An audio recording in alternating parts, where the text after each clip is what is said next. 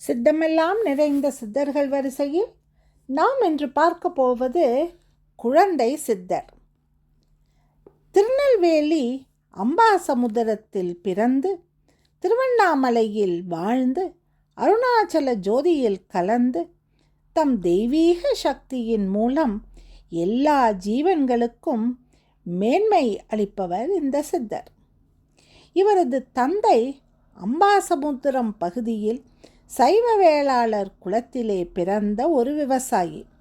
எப்போதும் நமச்சிவாயா நமச்சிவாயா என்ற திருமந்திரத்தை சொல்வதையே தமது உயிர் மூச்சாக கொண்டவர். இவர் தமது வயலிலே நெல் விதைக்கையில் ஒவ்வொரு நெல் விதைக்கும் நமச்சிவாயா மந்திரத்தை சொல்லியே விதைகளை விதைப்பது வழக்கம். இதனால் நெல்மணிகள் செழுமையாக வளர்ந்து எல்லோரும் அதிசயப்படும் வகையில் அமோக விளைச்சலை தர எதையும் தமக்கென வைத்து கொள்ளாமல் அவற்றை எல்லா ஆலயங்களுக்கும் தான தர்மமாக கொடுத்து வந்தார். எல்லாவற்றையும் தர்ம காரியங்களுக்கு கொடுத்துவிட்டு அன்றாட உணவுக்கு கடன் வாங்கி தம் குடும்பத்தினை மிக கஷ்டமான நிலையில் நடத்தி வரும் அவரது நிலையை கண்டு மனம் வருந்தினர் அவ்வூர் மக்கள். சேவைக்கென வாழ்ந்து வரும் இவரது தயாள குணத்தை கண்டு மகிழ்ந்த பலர் இவர் படும் கஷ்டத்தை கண்டு பரிதாபப்பட்டு நெல் மூட்டைகளும் பொருளும் ஆங்காங்கே திரட்டி இவருக்கு அளிக்க முன் வந்தபோது அவைகளை வாங்க மறுத்துவிட்டார். அப்படியும் வற்புறுத்தி கொடுத்த போதும் கூட அதையும் அன்னதானத்திற்கே அளித்து விடுவார். இவருடைய எளிமையான சில சேவையை கண்ட தீய குணம் கொண்டவர்கள் கூட மனம் திருந்தி நல்லபடியாக வாழ ஆரம்பிக்க ஊரார் அனைவரும் ஒன்று சேர்ந்து இவருக்காக பல கூட்டு வழிபாடுகளை நடத்தி வந்தனர். ஒரு நாள் பிரதோஷ தினத்தன்று அந்த சைவ விவசாயி பக்தரின் கனவிலே பிள்ளையப்ப சுவாமி என்னும் எலிகளின் கூட்டத் தலைவன் தமது எலிப்படை பரிவாரங்களுடன் தோன்றி பேசத் தொடங்கிய போது, ஐயா, என் பெயர் பிள்ளையப்ப சுவாமி, உங்களுடைய வயலிலே வாழுகின்ற எலிகளின் தலைவன். இது நாள் வரைக்கும் தாங்கள் நமச்சிவாயா மந்திரம் சொல்லி விளைத்த நெல்களை எல்லாம் நாங்கள் தொடக்கூட இல்லை. ஆனால் மந்திரம் உச்சரிக்காமல் விடுபட்டு விழுந்த ஒரு வருடத்திற்கு உண்டான நெல்மணிகளை நாங்கள் எங்களுடைய பல வலைகளிலும் பத்திரமாக பாதுகாத்து வைத்திருக்கின்றோம். சிவன் மீது நீங்கள் வைத்திருக்கும் உங்களது பக்தியை கண்டு இதனை நாங்கள் உங்களுக்கு தெரிவிக்கின்றோம். இவற்றை நீங்கள் தான தர்ம காரியங்களுக்கு வழங்காமல் உங்கள் குடும்பத்திற்கு என உபயோகப்படுத்தி கொள்வதாக சத்தியம் செய்ய வேண்டும் என்று கேட்டுக்கொள்ள அந்த பக்தரும் அவ்விதமே செய்தார். அவ்வளவுதான், ஊரே அதிசயத்து போகும்படி அந்த தெய்வீக எலிகள் எல்லாம் அவரை வலம் வந்து வணங்கிய பின் சேமித்து வைத்துள்ள அந்த வலைகளை காட்டிய பின்பு மறைந்து விட்டன. அவற்றிலிருந்து தோண்டி எடுத்த 50 மூட்டை நெல்லை தமக்கென வைத்துக்கொண்டு மற்றவற்றை அன்னதானம் செய்து வந்த அந்த விவசாயியின் வாழ்க்கை தரமும் வெகுவாக உயர்ந்தது. மழை பெய்து ஊர் செழித்ததால் திருக்குற்றாலநாதரை நடந்தே சென்று வழிபடுவதாக தாம் முன்னர் நேர்ந்து கொண்ட நேர்த்திக்கடனை செலுத்துவதற்காக அந்த விவசாயி சென்று கொண்டிருக்கையில் அவருக்கு முன்னால் 50 எலிகள் தோன்றின. அவைகளின் நெற்றியில் விபூதி குங்குமம் துலங்க அனைத்து எலிகளும் சந்தன நிறத்தில் பளிச்சென்று சுகந்தமான நறுமணத்துடன் காட்சியளித்தன. அதை பார்ப்பதற்கு விநாயக பெருமானுடைய மூஷிக லோகத்திலிருந்து வந்தவைகள் போல் தோன்றின. அவைகள் தாங்களும் அவருடன் குற்றாலநாதரை தரிசிக்க வருவதாக கூற, அதற்கு சம்மதம் தெரிவித்த அந்த சிவபக்தர் அந்த 50 எலிகளுடன் திருக்குற்றாலநாதர் ஆலயம் வந்து இறைவனை வணங்கினார். இறை வழிபாடு முடிந்து திரும்பி செல்லுகையில் அந்த எலிகள் அவரிடம், நாங்கள் இன்று முதல் இந்த ஆலயத்திலேயே தங்கி உண்ணாவிரதம் மேற்கொள்ள எண்ணியுள்ளோம். எங்களுடைய பிரார்த்தனைகள் மூலம் உங்களுக்கு புத்திர பாக்கியம் கிடைத்து குழந்தையுடன் நீங்கள் இங்கு வரும் வரையில் நாங்கள் இங்கேயே விரதம் தொடர்ந்து கொண்டிருப்போம் என்று சொல்லி அவரை வழி அனுப்பி வைத்தனர். ஊர் திரும்பிய சில நாட்களுக்குள் அந்த விவசாயி சிவபக்தரின் மனைவி கருவுற்றாள். 10 மாதங்கள் கழித்து அந்த தம்பதிக்கு அழகான ஆண் குழந்தை ஒன்று பிறந்தது. என்ன ஆச்சரியம்! பிறக்கும்போதே அந்த குழந்தை நமச்சிவாய திருமந்திரத்தை துல்லியமாக அட்சத பிசகியின்றி சொல்ல ஆரம்பித்தது. மந்திரம் ஒலிக்க ஆரம்பித்த அன்றிலிருந்து அந்த ஊர் முழுக்க அரியதொரு நறுமணம் கமழ ஆரம்பித்தது. பால் குடிக்கும் வேளைகளிலும் கூட அதன் தொண்டைக்குள் இருந்து நமச்சிவாயா ஒலிப்பு குரல் தொடர்ந்து வந்து கொண்டிருந்தது.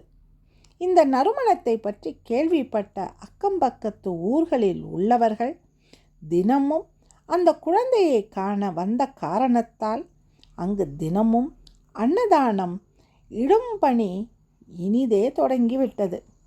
இன்னும் ஒரு ஆச்சரியம், அன்னதான சமையலிலும் கூட அந்த நறுமணம் கமழ்ந்தது.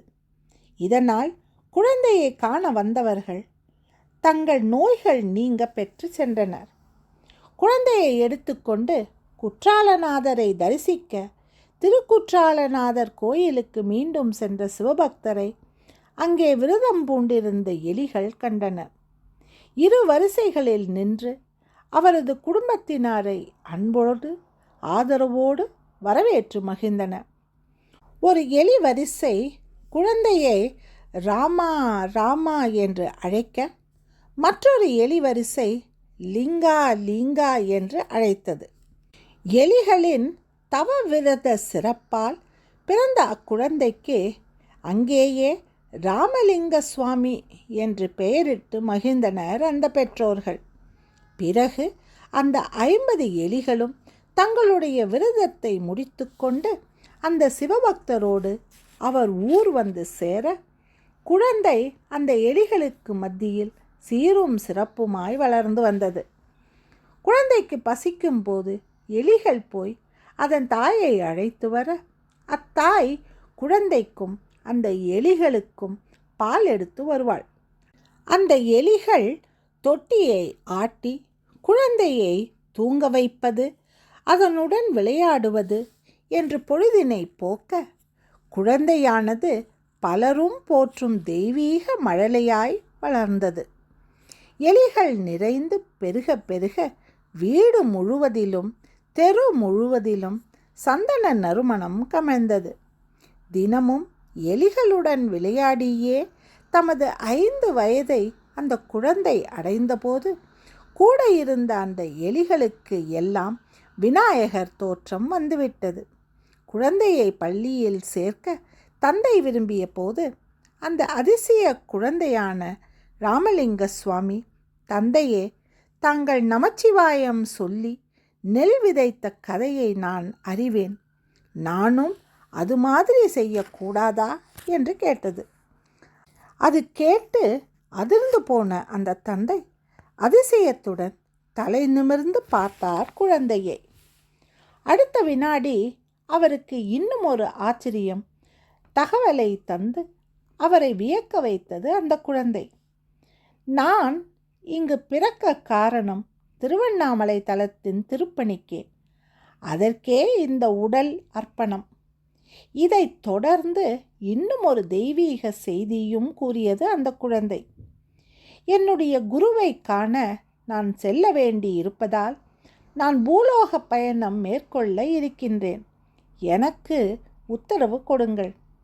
இதனை கேட்டு உள்ளம் மகிழ்ந்த அதன் பெற்றோர்கள், மகனே, உன் விருப்பப்படியே ஆகட்டும். நீயோ ஒரு தெய்வீக குழந்தை. உனக்கு தெரியாதது ஒன்றுமில்லை. ஆனாலும் ஒரு கோரிக்கையை நாங்கள் உன் முன் வைக்கின்றோம். நாங்கள் எங்களுடைய இறுதி காலத்தில் உன் அருகிலேயே இருந்து இறைவன் திருவடியை சேர விரும்புகின்றோம் என்று கேட்டுக்கொண்டனர். குழந்தையும் இதனை ஏற்றுக்கொண்டது. 5 எலிகள் இத்தெய்வீக குழந்தையுடன் கூடவே சென்று ஆன்மீக யாத்திரையை இறுதி வரை தொடர்ந்தன. திருக்குற்றாலநாதருக்கு சாத்திய வஸ்திரத்தை கோவணமாக அணிந்து கொண்டு தம் தெய்வீக ஆன்மீக பயணத்தை தொடங்கிய அக்குழந்தை ராமலிங்க சுவாமி எப்போதும் விபூதி நறுமணம் கமிழ்ந்த அந்த பிரசாத வஸ்திரத்தையே கடைசி வரை அணிந்து அழகுடன் விளங்கியது. உறங்கும் போதும் கூட அக்குழந்தை வாயிலிருந்து நமச்சிவாய மந்திரம் ஒலித்து கொண்டிருந்தது. தினமும் நாடு முழுவதிலும் இருந்து இத்தெய்வீக குழந்தையின் தரிசனம் காண குழந்தை இருக்கும் இடத்தினை நோக்கி மக்கள் கூட்டம் வரத் தொடங்கியது. இப்படியாக பல தயம்பு மூர்த்திகளையும் மலைத்தலங்களையும் தீர்த்தங்களையும் தரிசித்து ஆன்மீக உணர்வை தன் மனதிலே தேக்கிக் கொண்ட அக்குழந்தை அகஸ்தியருடைய பர்ணசாலைக்கு வந்து சேர்ந்தது. இந்த இடம் இன்னும் தேவரகசியமாக வைக்கப்பட்டிருப்பதாக கூறப்படுகிறது.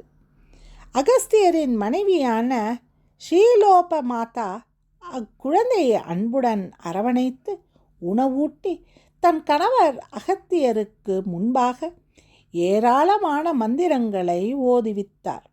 இப்படியாக 6 வருடங்கள் குருகுலவாசம் முடித்த பிறகு அகத்தியர் அந்த குழந்தையை வாழ்த்தி வழி அனுப்பி மீண்டும் தலயாத்திரையை தொடர்ந்து மேற்கொண்டு மறுபடியும் திருவண்ணாமலைக்கே வந்து சேரும்படி ஆசி வழங்க, அதன்படியே அக்குழந்தை ஆலய உழவார திருப்பணிகள் செய்து சகல மொழிகளையும் அறியும் யோக ஞான மார்க்கம் பெற்று தன் ஆன்மீக தெய்வீக வாழ்க்கையை தம்முள் நிறைத்து கொண்டு தம்முடைய 21வது வயதில் குழந்தை ராமலிங்க சுவாமி சித்தராய் திருவண்ணாமலை திருத்தலத்திற்கு வந்து சேர்ந்தார். தினமும் பலமுறை அருணாச்சல மலையை கிரிவலம் செய்து வந்தார் ராமலிங்க சுவாமி சித்தர். அனைவரும் இவரை குழந்தை என்று அழைக்க காரணம், இவர் குழந்தையை போன்று மழலை மொழியில் பேசியதால்தான். மம்மு சாப்பிட்டாச்சா, தாச்சண்டாச்சா என்கிற இறைமழலை தான் இறுதி வரை இவரிடம் குடிக்கொண்டிருந்தது. 21 வயது ஆன போதிலும் கூட இவருடைய நடை, உடை, பாவனை அனைத்துமே ஒரு குழந்தையைப் போலவே இருந்தன. எப்போதும் இவர் ஒரே ஒரு கோவணம் அணிந்திருந்த போதும் கூட அதுவும் எப்போதும் புதிதாக நறுமணத்துடன் காட்சியளித்தது. இவர் அகத்தியர் ஆசிரமத்தில் வாழ்ந்த தெய்வீக குழந்தை என்பதால் மகான்களும் முனிவர்களும் ஞானியரும் யோகியரும் நேரில் வந்து குழந்தையை வாழ்த்தி ஆசி வழங்கினர். திருவண்ணாமலையிலேயே குடிக்கொண்டுள்ள ஸ்ரீ தட்சிணாமூர்த்தி சுவாமியை முழுமையாக தரிசனம் கண்ட முழுமுதற் சித்தர் பிரான்களுக்குள் குழந்தை ராமலிங்க சுவாமி சித்தரும் ஒருவர். அனைத்து தரப்பு மக்களையும் குழந்தை போல் எண்ணி குறைப்போக்கும் குவளைய சித்தராக திருவண்ணாமலையிலேயே திருவுடன் விளங்கியவர் இவர். கோமுக பூஜையில் வல்லவர். மரண பயத்தை எளிய கோமுக பூஜைகள் மூலம் தீர்த்து வைத்தவர். மூஷிக வாகனனாகிய விநாயகப் பெருமானின் அனுக்கிரகத்தை நேரடியாக பெற்றவர் இவர்.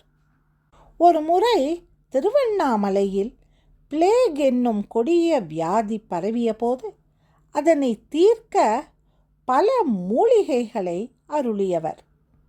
இக்குழந்தை ராமலிங்க சுவாமி சித்தர் யோக மார்க்கம் பூண்டு மனித உருவம் பூண்டு திருவண்ணாமலையிலேயே ஐக்கியமடைந்து ஜோதியென கலந்த திருநாள் ஒரு ஆண்டின் ஆவணி மாத சிவராத்திரி தினமாகும்.